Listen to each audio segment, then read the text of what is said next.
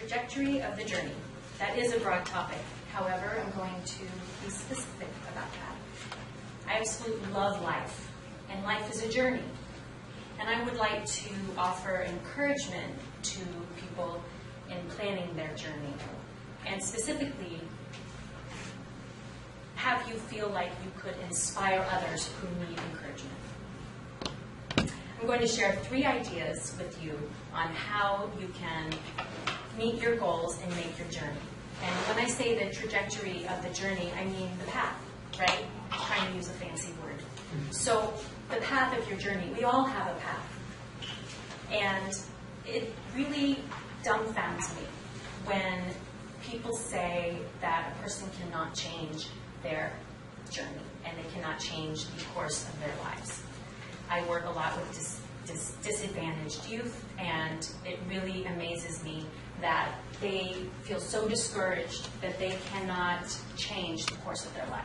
They feel as though it's been set at the age of 20. And I have made it a life passion to help youth find a way to change the course of their lives. And I want to focus in the next few minutes on sharing 3 ideas, simple ideas, that perhaps you could walk away with and share with troubled youth or anyone in your life for that matter. And also, I think it's just 3 good points to remind ourselves. And you all are very successful people. You found your path in life. And I think it's always nice to be able to share that with those who have lost their way. So those 3 points are to be focused, to have goals. We all know that goals will help us reach our destination in a straight path. Maybe we'll take it a little curvy, but we get there. Be flexible. What I mean by that is we cannot control all the things that happen in our lives. There's very little, actually, that we can control. We just don't like to think about that because that's a little anxiety-producing. But I think that if you can be flexible and refocus on those goals as often as you can, then you'll be sure to find your way back. And the third is don't give up. I think that it's fairly easy to give up too soon. I've seen a number of different quotes. You read those books as inspirational books, and they say, what's the difference between the person who makes it to their goal and the person that doesn't? The person who didn't give up is the person who reaches their goal.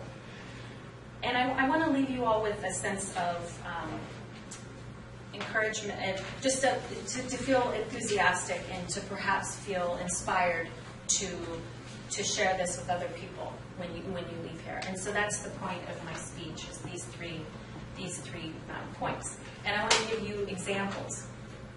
I'd like to give you an example of a time when I was very focused on my goal. I ran a marathon. I'd never run one before, and I got a subscription to Runner's World, and they had it laid it out, everything for me. It said, you run this much this day, and you drink this water, and you eat this food. It was great. I loved it. I was in heaven. And by the end of it, I was running 4 hours a day. I was running 4 hours a day, and it was absolutely fabulous, until my heart rate got so low that I was getting dizzy, and I was to the point of passing out. Now, I didn't give up, okay? I just became flexible. What I said to myself was, okay, I now found out I have this problem with running this long distance. I have a heart condition, and I cannot run a marathon. I now have to change it. I need to be flexible. So I reduced it to half a marathon, and I didn't give up. And now I'm still running half marathons, and I'm still able to do it, even though, I followed the goals, and I got to, I reached my goal of being able to run a marathon. And then I realized I can't do this anymore. I have this heart condition, so I have to back off and do half a marathon, and I can still reach my goals. I just had to be flexible.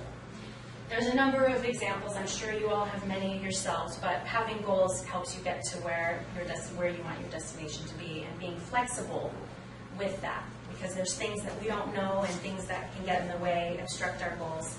We just have to be prepared, and to not give up. So something that I just recently launched is a nonprofit, and we teach cooking classes to disadvantaged youth. And I've had a number of obstacles in my way. People saying, this is a terrible idea. You can't do this. The kids aren't going to come. They don't even have a home. Why are they going to want to learn how to cook? They don't have a kitchen. Well, I kept repeating myself and what my goals were for the organization. And I just kept repeating myself and hoping that I would find someone who it would resonate with. Because not everybody believes in it, and that's okay. That's all right. But I do. So I just kept restating my goals, and I tried to be as flexible as I could in trying to work with the different partners for youth organizations. And last but not least, I didn't give up. And so I'm happy to announce that in the beginning of October, we will be launching the cooking classes for disadvantaged youth as a way of teaching them healthy eating and as a way of really inspiring them to follow their paths in their lives, whatever it might be. Because perhaps if they can learn how to make spaghetti or tacos in the kitchen, perhaps that'll help them feel like, well, I can do something else. I can do this, well then maybe I can do this. And maybe they can reach their goals. So really the focus of this has been to inspire you all to remember what your own goals are and to be flexible with yourself, kind with yourself, and allow yourself to be spontaneous. And really to not give up. And I'm sure you all already know this, but just maybe it's a refresher. And really to inspire you to share this with others. Thank you so much.